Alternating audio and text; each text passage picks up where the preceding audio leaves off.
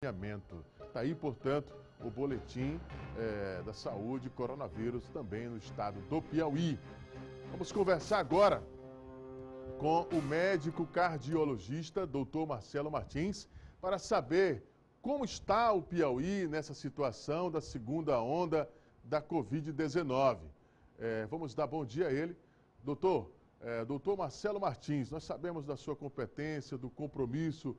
E como fica agora, doutor, essa segunda onda da Covid-19, principalmente aqui no nosso estado, em especial Teresina? Bom dia, doutor Marcelo Martins.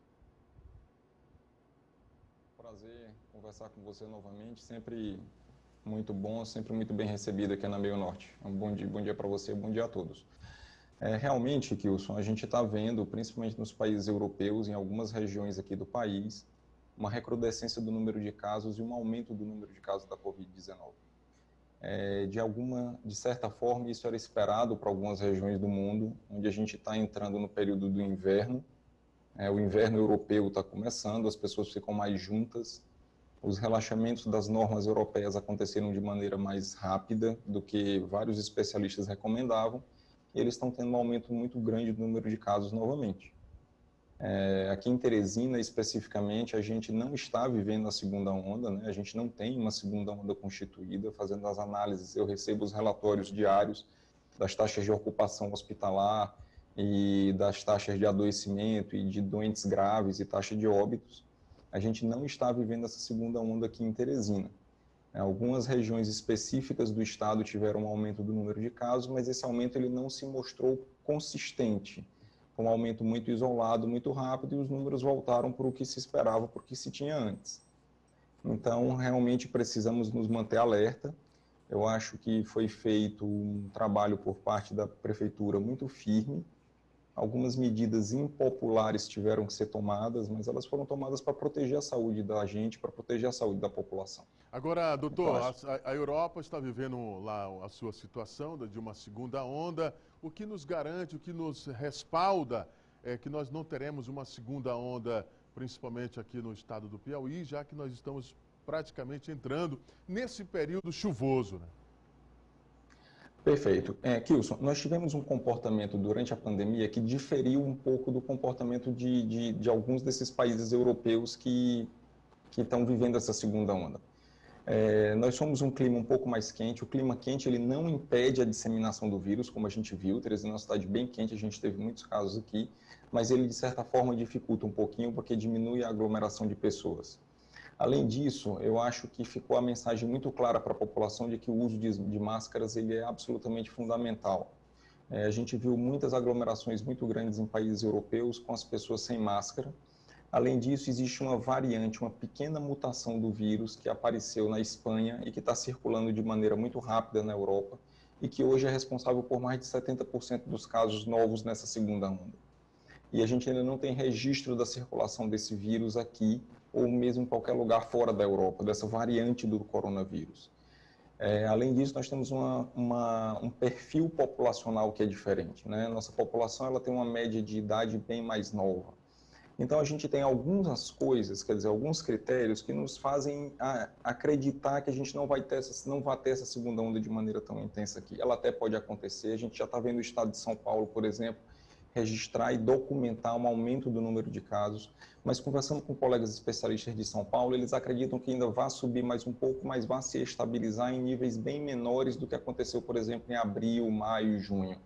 Então, sim, nós precisamos ficar atentos, mas realmente a maior parte dos especialistas não acredita que a gente vai ter umas taxas de contaminação tão altas quanto tivemos em março, abril e maio. O senhor acredita que, diante da preocupação das nossas autoridades, tem tido durante esse período da pandemia, o uso da máscara, do álcool em gel, realmente, e a antecipação de tudo isso, contribui para que nós, principalmente teresinenses e piauienses também, não seja contaminado com essa nova onda? Com certeza, Kilson. O que acontece? Eu acho que nós fizemos um trabalho aqui, nós teresinenses estamos de parabéns, de certa forma. Nós fizemos um trabalho em Teresina que permitiu que os casos se distribuíssem de maneira mais uniforme ao longo do tempo. a gente não permitiu que houvesse aquela explosão de casos. O que os europeus tiveram que fazer? O número de casos explodiu na Europa, eles tiveram que trancar todo mundo dentro das suas casas, num lockdown rigorosíssimo. A pessoa não podia sair para ir para o supermercado mais do que uma vez por semana. Completamente diferente do que nós tivemos aqui.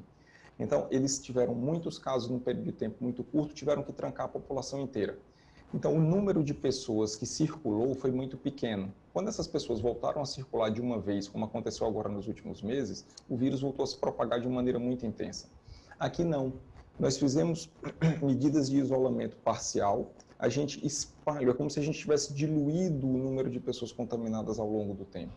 Então, a gente manteve taxas de contaminação um pouco mais altas durante mais tempo, mas, em compensação, a gente não tem por que acreditar que vai haver uma subida tão grande de casos agora nesse momento.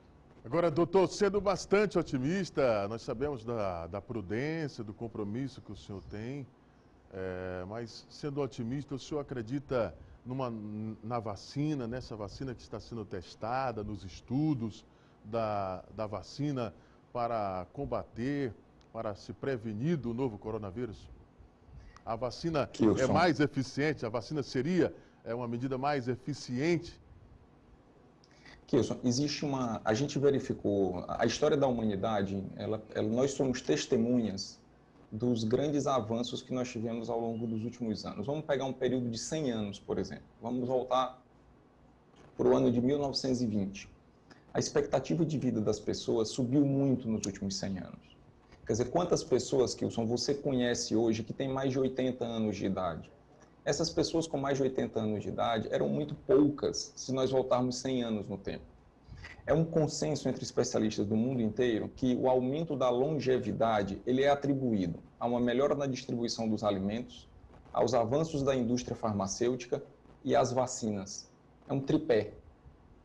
Vacina, né? É um tripé. A ciência, né?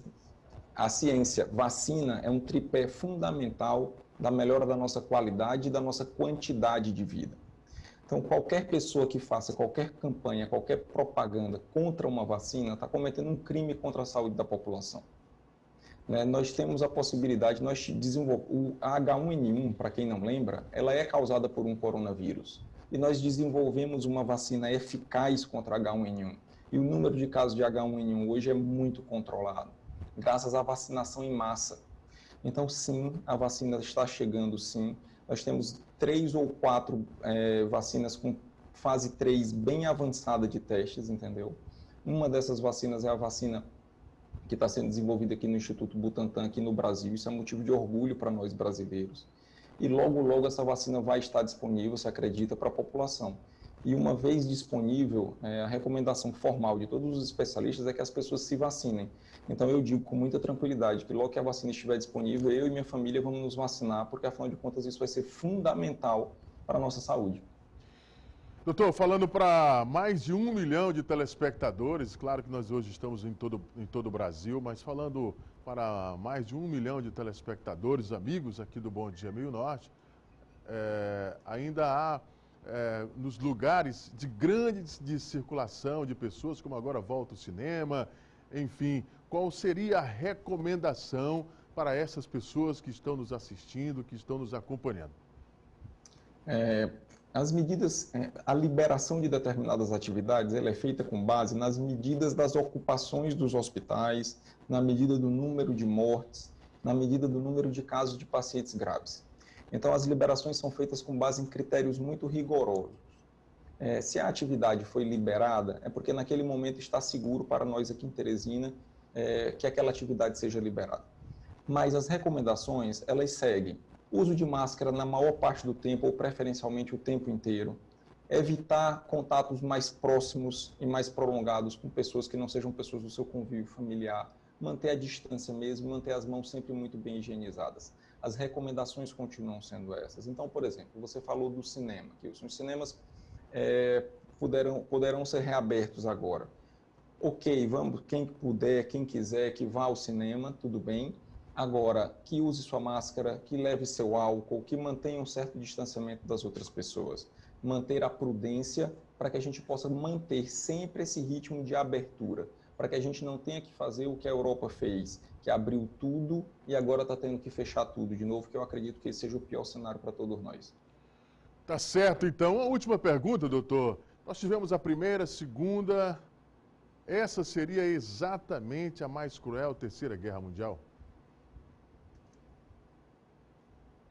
Terceira Guerra, se houver uma Terceira Guerra Mundial, com certeza vai ser a mais cruel. Quer dizer, eu acho que a gente está vivendo uma guerra mundial agora, Kilson, que é a Guerra Mundial da Desinformação. A gente criou um nome bacana, vamos dizer assim, para mentira, que é fake news. Fake news não passa de mentira, mentira deslavada. Eu acho que nós temos a obrigação de transmitir informações sérias para as pessoas. Eu acho que uma pessoa que dissemina informações falsas, ele é um criminoso. Eu acho que assustar as pessoas, levar a pessoa a tomar decisões erradas com base em informações falsas, isso é crime, isso é um crime muito grave. Nós temos que usar as redes sociais, a internet, as ferramentas de comunicação que nós temos hoje para disseminar informações boas, para disseminar o bem, e não para disseminar mentiras que hoje nós chamamos de fake news. Eu acho que talvez esta seja a guerra mundial do momento.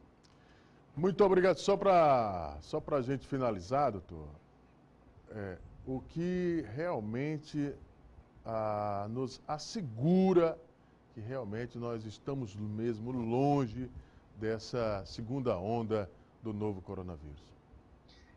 Kilson, a taxa de ocupação dos hospitais. Eu acho que esse é um termômetro. Você sabe que eu acompanho e vivo essa dinâmica do Covid aqui em Teresina desde o início, desde janeiro, fevereiro, na fase de preparação ainda, antes mesmo do primeiro caso ser confirmado na cidade. E uma coisa que a gente acompanha muito de perto mesmo, diariamente, a cada hora, é a taxa de ocupação dos hospitais. E nós já tivemos taxa de ocupação de 100%, e hoje nós temos uma taxa de ocupação na casa de 50%, que não tem subido de maneira significativa nas últimas semanas. Então isso é uma coisa que nos deixa muito tranquilos e que nos permite planejar as ações e tomar determinadas decisões. Então, quando nós olhamos para os hospitais públicos e para os hospitais privados, nós temos uma diminuição da taxa de ocupação dos leitos, ou seja, nós temos estrutura para atender as pessoas que porventura vierem a adoecer. Se essas taxas começarem a subir, eu tenho certeza absoluta que a nossa prefeitura, agindo com a responsabilidade de sempre, vai tomar as medidas necessárias. Tá certo então, doutor Marcelo Martins, sempre que o senhor vem aqui no Bom Dia Meu Norte, sempre o senhor concede as entrevistas para o Yeldson Vasconcelos, eu fico até um pouco mais tranquilo, agora eu fiquei mais tranquilo ainda com as suas informações a respeito dessa pandemia que nós estamos vivendo. Muito obrigado, tá bom, doutor? Um grande abraço, Kilson, sempre um prazer. Tá certo, então aí o doutor Marcelo Martins. Muito obrigado.